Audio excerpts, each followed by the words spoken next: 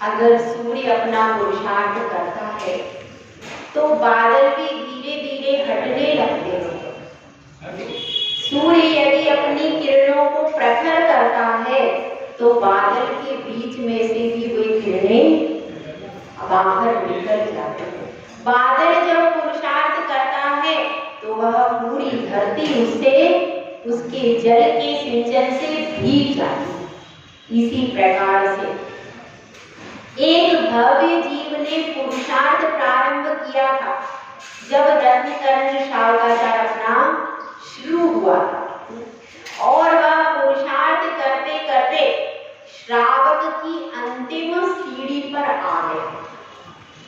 अंतिम महल मतलब श्रावक का महल कितनी मंजिल पे है? 11 मंजिल। तो आज वह श्रावक क्रम से आगे बढ़ता बढ़ता पहले उसने सप्तव्यसन का त्याग किया, फिर अष्टमूल गुण धारण किया। अष्टमूल गुण धारण करने के बाद फिर कहाँ आगे बढ़ा?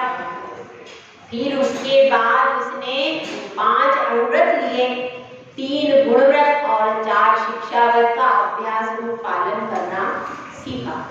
अब इस अभ्यास रूप पालन करने के बाद फिर उसने दर्शन प्रतिमा जब उसकी परफेक्टली पढ़ने लगी तो उसने व्रत प्रतिमा, फिर सामायिक प्रतिमा, फिर प्रोषोदोपवास प्रतिमा, फिर सचित्त त्याग प्रतिमा, रात्रि भोजन त्याग प्रतिमा, ब्रह्मचर्य प्रतिमा, आरंभ त्याग प्रतिमा और परिग्रह त्याग प्रतिमा।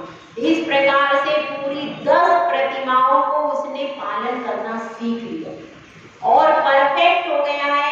पूरा ममत्व, परिग्रह का त्याग किया गया, वहां पर बताया गया था कि ममत्व का त्याग करना है। तो अब वह उस स्टेज तक आ चुका है कि उसको घर परिवार की किसी भी चीज से कोई मतलब नहीं, चाहे वहां पर जन्म हो रहा है, मरण हो रहा है, कोई भी स्थिति हो रही है, लेकिन उसके मन में ना हर्ष है ना शोक।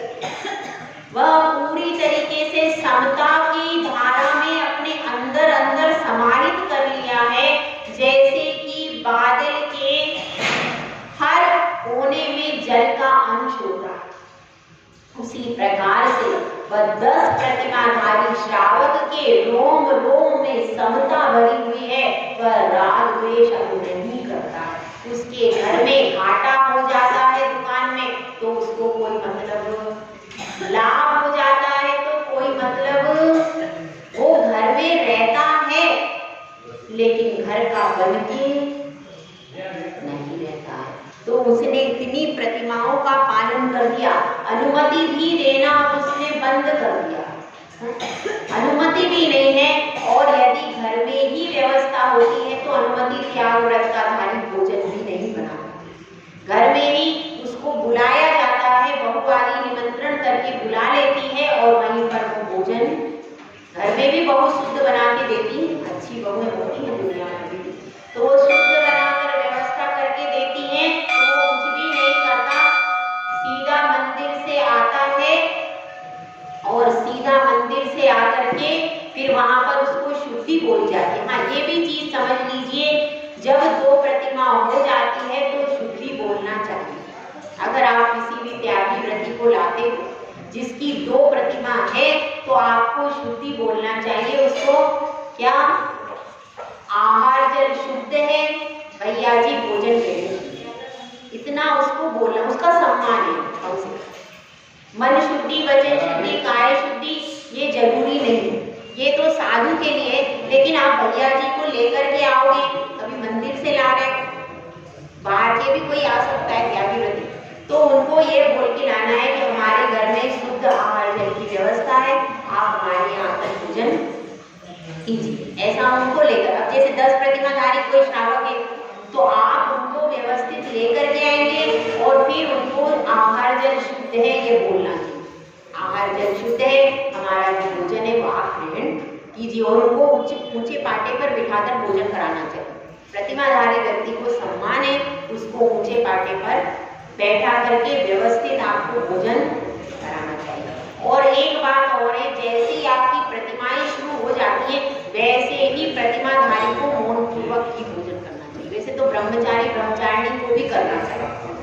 लेकिन फिर भी कदाचित कोई नहीं भी करते हैं तो कम से कम प्रतिमा जब ली है तो मौन पूर्वक ही भोजन। इशारा वगैरह भी नहीं करो तो अच्छा है, पर फिर भी एक बार चल जाएगा, पर बोलते बोलते भोजन नहीं होना चाहिए कोई भी प्रतिमाधारी श्रावक, ये ध्यान रखना। ऐसा नहीं है, मतलब यही आपको अभ्यास करना है। जब आप महाराज माता जी बन जाओगे तो उस समय कुछ मिलेगा कुछ नहीं मिलेगा, अभी तो फिर भी व्यवस्था बन रही है। बाद में कई बार ऐसी स्थिति होती है कि कई बार बिल्कुल भी अच्छी समाज नहीं है, रोटी भी कड़क है, कोई परेशानी है, कुछ है, तो उसमें भी अपन को समता भाव रखना आना चाहिए। यदि व्यक्ति को समता धारण करना बाद में नहीं आएगा तो बाद में साधु बन के टिकेगा ही नहीं, क्योंकि ऐसा जरूरी नहीं है कि साधु बन के हर जगह पर आपको सब कुछ अच्छा ही मिलता रहे। जरूरी है क्या? नहीं होता। कहीं पर कोई परिस्थिति रहती, कई बार ऐसा भी होता है कि सुबह से उन्होंने रोटी बना के रख ली, अब कोई बूढ़ी माता जी पहुंच गई, अब वो रोटी चूर रहे तो वो गली नहीं रही है, क्या करें? अब उनको भूखा भी आना पड़ता। श्रावक के ऊपर है ना, अब श्रावक भी उसमें विवेकी श्रावक बहुत कम है क्या? नहीं है। क्या देना है, किस तरह से देना है, उनको विवेक नहीं है। कई बार नरम ऐसी होगी कि गल गई रोटी, ऐसा भी हो जाता है। सब तरीके की परिस्थिति, तो उस परिस्थिति में उसको समता भाव है, इसलिए जो प्रतिमाधारी श्रावक है उसको भी मौन पूर्वक ही भोजन करना, बोल बोल करके भोजन नहीं करना चाहिए, क्योंकि उसको आगे मुनि और आरिका बनना है। यदि अभी उसको मौन का अभ्यास नहीं रहेगा तो बाद में जाकर के विपरीत परिस्थिति होगी, कभी कैसा मिला कभी कैसा मिला, कभी तो विपरीत परिस्थिति में फिर वो उसके मन में ज्यादा तकलीफ हो जाएगी। इसलिए मौन पूर्वक भोजन करना चाहिए। अब अपनी बात चल रही है, 10 प्रतिमा तक का व्याख्यान यहाँ पर हो गया। अब श्रावक का जो महल था वो उसके ऊंचे शिखर पर पहुंच गया, श्रावक का महल। उसके बाद तो मुनि का अलग से शब्द शुरू होगा। उसके बाद कौन सी श्रेणी है? केवल मुनि बनने की बात है। तो आज अपन 11 अंतिम प्रतिमा का लक्षण देखते। द्रवतो मुनिमन मित्वा, गुरूप कंठे व्रतानि परिग्रह्य, भिक्षासन तपस्यन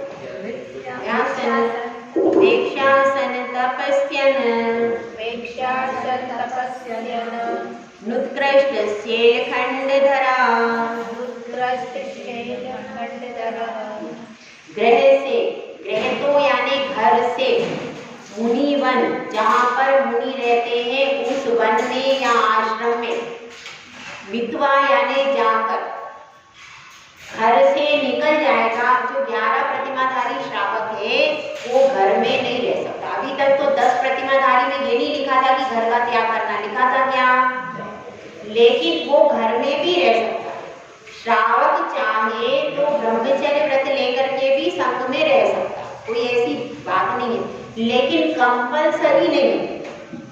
11 प्रतिमाधारी के लिए कंपलसरी है कि घर से निकल करके वन में रहेगा। इसमें लिखा होगा, क्या लिखा? ग्रह तो मुनि वन मित्वा, यानी घर से निकलकर जहाँ पर मुनि रह रहे उस वन में जाए, घर में नहीं रहेगा। 11 प्रतिमाधारी श्रावक घर में नहीं रहेगा, उसको कहाँ रहना पड़ेगा? किसी आश्रम में रह सकता है, आश्रम में रह सकता है और संघ में भी रह सकता है। लेकिन सर्वोत्कृष्ट व्यवस्था क्या बताई? ऐसे स्वतंत्र व्यवस्था भी नहीं बताई कि भाई आश्रम में अपने अपने स्वतंत्र रहते रहो, शुल्लक की और पालन करते रहो, ऐसी व्यवस्था आगम में नहीं बताई। क्या लिखा है इसमें?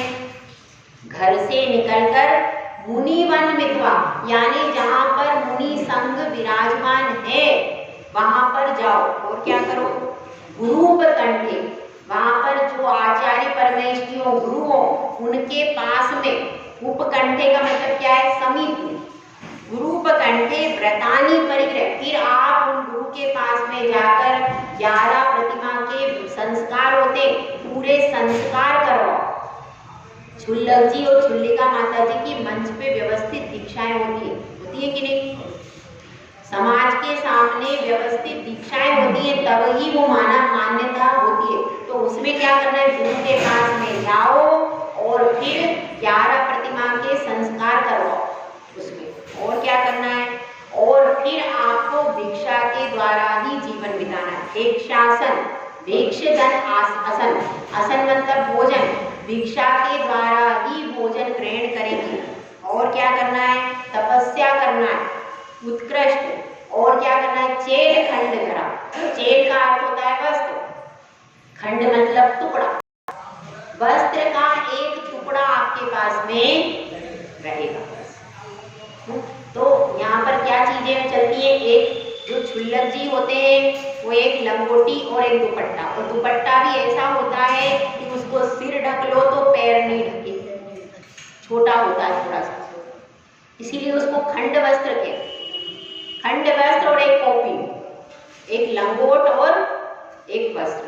और छुल्लिका माता जी के पास में क्या रहता है, तो उनको साड़ी तो कंपलसरी है, उसमें तो कोई कंसेशन हो नहीं सकता, तो उनके पास भी ऐसा छोटा दुपट्टा, जितना छुल्लक जी के पास में रहता है छोटा दुपट्टा, वैसा ही छोटा दुपट्टा छुल्लिका माता जी के पास में। और क्या व्यवस्था है, तो कटोरे में आहार करते, एक पात्र रहता है उनका, स्वयं का पात्र रहता है, वो अपने स्वयं का एक पात्र कब दिया जाता है, जब उनकी भिक्षा होती है उसी समय एक पात्र गुरु उनको देते, और वो फिर आहार उसी पात्र में करते।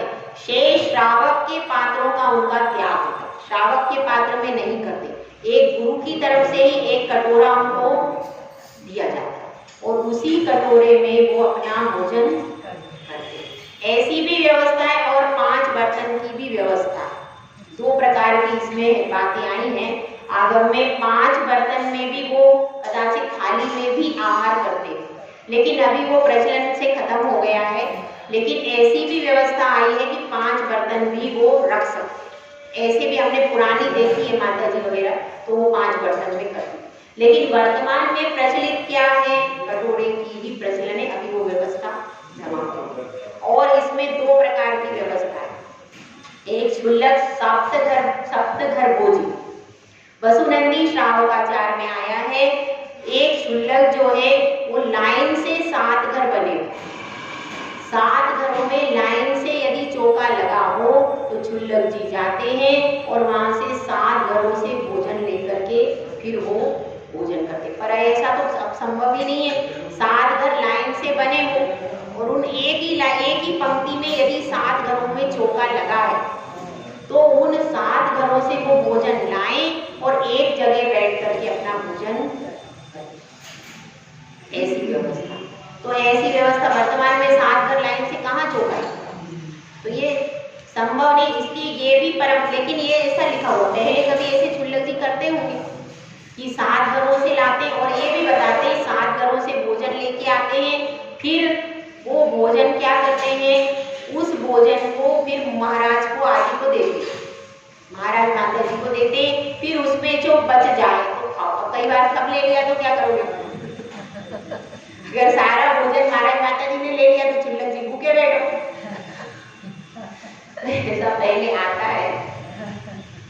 तो ऐसी 2 प्रकार की, मतलब हम बता रहे हैं क्या क्या अपने आगम में है। ये व्यवस्था बताइए वसुनंदी श्रावकाचार्य कि एक पंक्ति से 7 घर बने हो, 7 घरों में शुद्ध भोजन बनाओ। ऐसा भी नहीं कि कुछ भी मांग के लाओ, 7 घरों में शुद्ध भोजन की व्यवस्था हो तो क्षुल्लक जी जाएं, 7 घर से लेके आए और फिर वो भोजन किसको दे, उसमें से कुछ अंश साधु के लिए दें, और उसके बाद वो जो भोजन बच जाए उस भोजन को, ये व्यवस्था।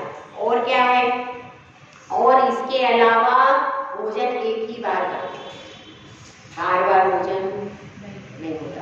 अब 10वीं प्रतिमाधारी के लिए ऐसा कोई नियम नहीं लिखा है, वो घर में रहता है, कदाचित शाम को पानी भी ले सकता है। लेकिन जब 11 प्रतिमाधारी होते हैं तो अब तक की जितनी भी परंपराएं देखी हैं सभी जगह 11 प्रतिमाधारी एक बार जैसे मुनियारिका रहते, एक ही बार में अपने पात्र में जो कुछ दिया और फिर उसके बाद पात्र औंधा रख दिया, उसके बाद फिर कुछ भी, तो उनकी व्यवस्था भी, मतलब आहार उनका भी एक ही बार होता है, ऐसा ही देखा गया। तो अब अपनी बात चल रही है कि सबसे उत्कृष्ट क्या है, यहाँ पर स्पष्ट लिखा है उसको गुरु के पास में रहना चाहिए। क्षुल्लक छुल्लिका की भी जो व्यवस्थाएं चल रही हैं, स्वतंत्र रूप से रहते हैं, और यहाँ से चले गए विदेश में, फिर वहां से वहां चले गए, वहां से वहां, ऐसे पूरे जीवन जगह जगह घूमते रहते हैं। ऐसी व्यवस्थाएं चल रही, तो वो व्यवस्थाएं नहीं बताई हैं आगम में। आगम में तो ये बताया है आपको संग में ही रह करके साधना। हाँ, फिर गुरु कदाचित भेज दे, गुरु कदाचित आपको कहीं भेज दे, वो व्यवस्था हो सकती है, लेकिन आश्रम में रहो मगर गुरु मुनि के पास रहना चाहिए। स्वतंत्र रूप से आश्रम में रहने की व्यवस्था आगम में, स्वतंत्र रूप से भी रह रहे हैं। इसलिए इसमें ये बात मैंने इसलिए बोली है कि इसमें स्पष्ट लिखा है कि घर से निकल करके मुनि संग में ही जाकर आपको, क्योंकि अगर स्वतंत्र रूप से रहते हैं तो शिथिलाचार्य की संभावनाएं बढ़ जाती है। फिर आप स्वतंत्र रूप से रहोगे, फिर आपकी मान लो समाधि हो गई, कोई बूढ़े सुलभ जी है कहीं आश्रम में रह रहे, अब उनको कौन मुनिराज नमस्कार मंत्र सुनाएंगे, कौन वो छपक को करेगा, बताइए। तो इसलिए क्या बताया, सही व्यवस्था यही है, आप संग में रहो तो मुनि आपको, जो आचार्य परमेष्ठी होंगे, जो मुनि संग होगा वो आपकी वैया वृत्ति करेगा, आपको 12 भावना सुनाएगा, आपका समाधि मरण व्यवस्थित होगा। और अगर आश्रम में रहते हो, आपका व्यक्ति सहयोग करे नहीं करे, व्यवस्था बने नहीं बने, और अंत समय में फिर आपकी समाधि बिगड़ने के चांसेस ज्यादा है कि नहीं। और संग में रहोगे तो संग में पूरी जवाबदारी किसकी है, आचार्य परमेष्ठी। संग में रहने के बाद आचार्य परमेष्ठी समझ कि भाई मेरे संग का सदस्य, तो पूरी जिम्मेदारी से वो समाधि मरण व्यवस्थित करवाएंगे। लेकिन अब आप आश्रम में रह रहे हो तो किसी की जवाबदारी तो है नहीं, तो उस समय आपके समाधि मरण की जवाबदारी किसके ऊपर, किसी के भी, तो साथ वाले तो रिस्पॉन्सिबल पर्सन नहीं है ना भाई। अब जैसे बेटी आपकी घर में है तो जवाबदारी किसकी है, उसकी सुरक्षा की, उसके शील की जवाबदारी किसकी, माता पिता की, माता पिता की। इसी प्रकार से जब हम दीक्षा लेते हैं तो हमारे दीक्षा के बाद हमारा व्यवस्थित समाधि मरण हो, हमारे 28 मूल गुण पालन हो, ये जिम्मेदारी किसकी है, हमारे घर की, हमारी तो है, हम तो पालन करेंगे, लेकिन उसमें कोई चूक होती है या हमसे नहीं हो रहा है या कोई प्रॉब्लम आ रही है या फिर हमने कोई गलती की है, तो वो उसको सुधारना और संभालना किसकी जिम्मेदारी, आचार्य परमेष्ठी। तो इसलिए कहीं भी स्वतंत्र स्वच्छंद चर्या नहीं बताई अपने आगम में। अपने आगम में आपको रहना है तो गुरु के आदेश में पहले रहो, तो किसके घर, किसके आदेश में, माता पिता के आदेश से रहो। घर में भी आपको स्वच्छंदता नहीं बताई, घर में भी आपका जन्म होता है, वहां माता पिता के आदेश से, जो दादा दादी है उनके वरिष्ठ जनों के आदेश से रहो। और जब दीक्षा लो तो दीक्षा लेने के बाद जो आपके गुरु हैं उन्हीं के आदेश निर्देश में रहना है। यदि आप आदेश निर्देश में रहोगे तो फिर आपका समाधि मरण व्यवस्थित होगा। और विशेष तौर से जब समाधि मरण का समय है तब तो गुरु को छोड़कर कहीं जाना ही नहीं। हमारे संघ में कई सारी समाधि हुई तो उन्होंने सब साधुओं ने ये नियम कर लिया, हम गुरु को छोड़ के नहीं जाएंगे, क्योंकि हम दुनिया में गुरु से बढ़ के किसी का विश्वास नहीं कर सकते। कर सकते हैं क्या? गुरु बिल्कुल माता पिता के तुल्य होता है। जो वात्सल्य, जो स्नेह गुरु का होता है वो साधर्मी का नहीं हो सकता, उतना नहीं हो सकता। और जो जवाबदारी रहेगी वो किसकी है, समाधि मरण की, गुरु की जवाबदारी रहती है। वो गुरु जवाबदारी से फिर सब साधुओं को लगा देते हैं, इनको ध्यान रखो, इनको रखो, और वो पूरा ड्यूटी वाइज बहुत व्यवस्थित समाधि मरण होता है। लेकिन अगर स्वतंत्र रूप से रह रहे तो कदाचित कोई चूक गया तो आप बोल भी नहीं सकते।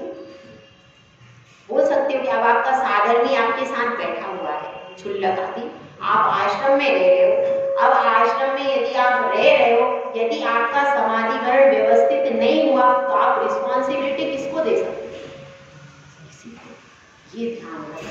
इसीलिए कोई लोग कहते हैं कोई बात नहीं, हम तो माता जी आश्रम में चले जाएंगे, हम तो फलाने सिद्ध क्षेत्र पे चले जाएंगे। मैंने कहा आप चले तो जाओगे, लेकिन आचार्य परमेष्ठी का सबसे बड़ा दायित्व क्या होता है? दीक्षा, शिक्षा, प्रायश्चित और समाधि मरण ये सब उन्हीं के दायित्व हैं। तो उनकी जब रिस्पॉन्सिबिलिटी रहती है तो उनका खास ध्यान रहता है कि मेरे संग में किसी का भी समाधि मरण बिगड़ना नहीं, उनका रिस्पॉन्सिबिलिटी। तो रिस्पॉन्सिबल व्यक्ति के पास में जाकर के आप रहोगे संग में तो आप, और फिर वो उनका ऐसा संस्कार भी वो पढ़ते हैं क्योंकि सारे साधु जानते हैं समाधि मरण करवाना है ये, तो वो सब भी रिस्पॉन्सिबल होकर के आगे बढ़ते हैं और आपका हाथों हाथ समाधि मरण हो जाता है, सबके ऊपर लोड भी नहीं पड़ता।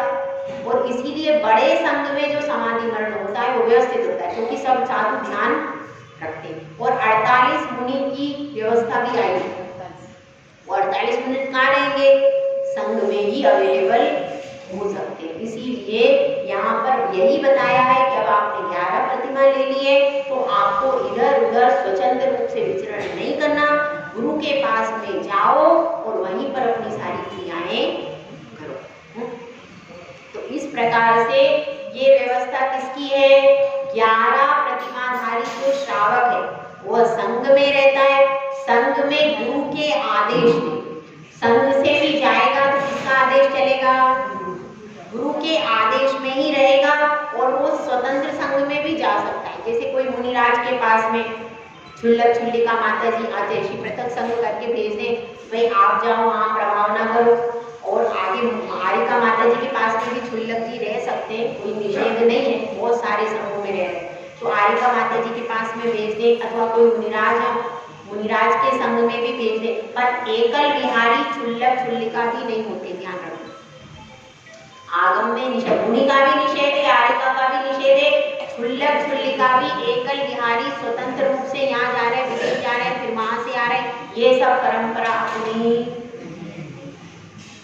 तो पूरा ऐसा नहीं कि आपको क्षुल्लक क्षुल्लिका बन गए पूरी जिंदगी घूमते ही रहो, ये व्यवस्था नहीं। ठीक है, अब इसमें यह बता रहे हैं कि श्रेष्ठ ज्ञाता का लक्षण, ये सब टॉपिक अब पूरा हो गया। क्या बन गए हैं? अब 11 प्रतिमाधारी बन गए। कौन कौन बन गया भाई? यहाँ तो एक भी नहीं बना भैया जी, है मेरा तो सारा प्रवचन वेस्ट चला गया। भूमिका बन रही है, एक पे तो मुझे विश्वास है, एक तो कम से कम आगे बढ़ेंगे, है ना। एक भैया जी भी अगर बन गए तो हमारा प्रवचन, एक भी भक्त मिल जाएगा तो प्रवचन करना सार्थक है ना। तो आपको स्वरूप बता दिया, अब आप धीरे धीरे आगे बढ़ना। ठीक है, अब श्रेष्ठ ज्ञाता का लक्षण इसमें बता रहे हैं 148। देखो 148 नंबर की श्लोक। पाप मरातिर धर्मो जीवस्य चेति निश्चन्वन्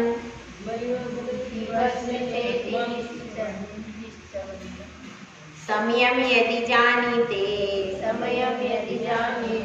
श्रेयो ज्ञाता ध्रुवं भवति।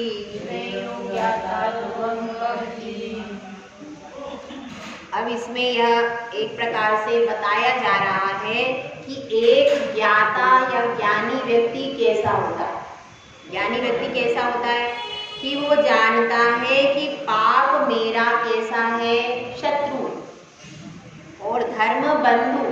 पाप मराती लिखा है ना, पाप मेरा क्या है, शत्रु है, और धर्म कैसा है, बंधु है, मेरा मित्र है। पाप मेरा शत्रु है, धर्म मेरा बंधु है। और यही जीव निश्चय से निश्चित कर लेगा, किसी भी परिस्थिति में वो ये नहीं कहेगा देखो मैं मंदिर आता था, मैं पूजा करता था, मैं सारे कार्य करता था, उसके बाद भी मेरे घर में यह अनहोनी घटना किसके कारण हुई, भगवान के कारण। ऐसा वो कहेगा क्या? नहीं कहेगा। वह तो ये जानता है कि पाप मेरे पूर्व कर्म के पाप के कारण ही आज ये परिस्थिति मेरी हो रही है, और अब मैं धर्म कर लूंगा तो इस पाप के फंदे से छूट जाऊंगा। तो पाप हमेशा से अनादिकाल से हमारा शत्रु है। पाप मित्र है क्या? पाप तो शत्रु ही है, और मित्र कौन है? धर्म। धर्म हमेशा से मित्र है, यह जीव निश्चित कर लेता है। और संयम यदि जानीते, संयम का मतलब क्या होता है? समय का अर्थ होता है टाइम। समय का अर्थ क्या होता है? और एक समयसार नामक शास्त्र भी, ठीक है। और भी देखिए, एक समय का अर्थ होता है आत्मा। समय का अर्थ क्या है? आत्मा।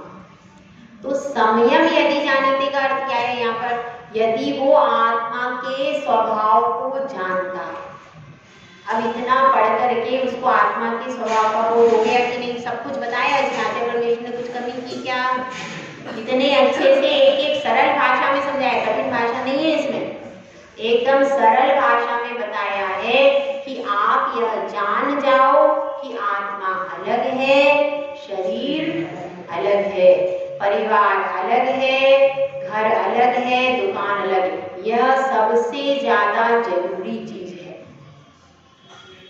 यह सब ज्ञान प्राप्त होना चाहिए। मतलब संयम यदि जानते से अर्थ क्या है? भेद विज्ञान कर लेना कि तुम अलग हो, आत्मा अलग है और शरीर, ऐसा भेद ज्ञान हमेशा हमारे पास में होना चाहिए। तो संयम यदि जानते श्रेयो ज्ञाता ध्रुवम होती, तो वह क्या कर लेता है?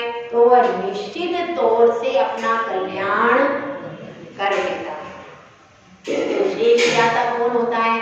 जो भेद विज्ञान कर लेता है वही श्रेष्ठ ज्ञाता है। अब भेद विज्ञान किसी को तो 2 मिनट में हो जाता है और किसी को बड़े बड़े शास्त्र पढ़ने पर भी। बात किसकी है? भेद विज्ञान। अब भेद विज्ञान करने के बाद छोड़ना किस तरह से, इसका पूरा प्रोसीजर भी आचार्य परमेश ने बता दिया, ठीक है। तो अब आगे एक गाथा और ले लेते हैं अपन। रत्नत्रय के सेवन का फल। जो रत्नत्रय होता है उसके सेवन का फल क्या है? येन स्वयं वीत कलंक विद्या, दृष्टि क्रिया रत्न करंड भावम, नीतस्तमायाति पतिच्छेव सर्वार्थ सिद्धि पत्रिषु पिष्टेषु। इसमें क्या कहा गया है? जिस भव्य जीव ने, ये यानी क्या? जिस भव्य जीव ने स्वयं अपनी आत्मा को भीत कलंक यानी निर्दोष कर लिया, और विद्या का अर्थ क्या है? सम्यक ज्ञान, दृष्टि यानी सम्यक दर्शन, और क्रिया मतलब सम्यक चारित्र, रत्नकरंड भावम, रत्नकरंड मतलब रत्नों के पिटारे को नीता बनाया। मतलब क्या है? भव्य जीव ने, जिस भव्य जीव ने अपनी आत्मा में क्या जगा लिया है? सम्यक दर्शन, सम्यक ज्ञान और सम्यक चारित्र। इसको सुरक्षित रूप से आत्मा रूपी पिटारे में रख लिया। रत्नकरण का अर्थ यहाँ पर बताया। इसमें क्या आया? उसका नाम आया। किसका? शास्त्र। अभी तक शास्त्र का नाम नहीं आया। इससे पता चलता है कि इस शास्त्र का नाम क्या है? रत्नकरण शास्त्र। अभी तक ना आचार्य श्री ने अपना नाम लिखा कहीं, ना कोई अभी तक नाम लिखा आचार्य श्री ने। 150 श्लोक लिख दिए, उसमें एक में भी अपना नाम नहीं, कोई परिचय दिया माता पिता का, कुछ मिला? ये बड़े आचार्यों की महानता है, इसीलिए वे बड़े, वो अपना परिचय नहीं देते हैं। वे तो अपना जो लेखन है, जो शास्त्र है, बस लिख करके छोड़ देते। मैं कौन था, मैं कहाँ रहता था, मेरा माता पिता किनका, कोई विशेषता उनकी, इस तरह से बहुत महान आचार्य होते हैं। और उसमें शास्त्र का भी नाम यहाँ लास्ट में उन्होंने दे दिया, तो इसके नाम से वो रत्नकरण शास्त्राचार्य के नाम से प्रसिद्ध होता है। तो अब इसको जो इसको पढ़ता है उसका क्या फल मिलता है? अब उसको क्या मिलता है? तीनों लोकों में स्वयं के वर की इच्छा से ही चारों पुरुषार्थों की सिद्धि रूप नायिका प्राप्त होगी। लिखा है ना नीचे, नीतस्तमा पाति पतित छेव सर्वार सिद्धिश दृष्टु पिष्टवेश। सर्वार्थ सब प्रकार के अर्थों की सिद्धि हो जाती है। कितने पुरुषार्थ होते हैं? कितने पुरुषार्थ? चार पुरुषार्थ होते हैं भाई, धर्म अर्थ काम और मोक्ष। चार पुरुषार्थ होते हैं। तो जो ये कार्य कर लेता है उसके चारों पुरुषार्थों की सिद्धि हो जाती है। एक भी पुरुषार्थ ऐसा नहीं रहता कि वो शेष रह जाए, सब चारों पुरुषार्थ उसकी सिद्धि हो जाते हैं अगर कोई रत्नत्रय को धारण कर ले। तो रत्नत्रय, क्योंकि रत्नत्रय से ही मोक्ष मिलता है। रत्नत्रय को छोड़ के मोक्ष मिल जाएगा क्या?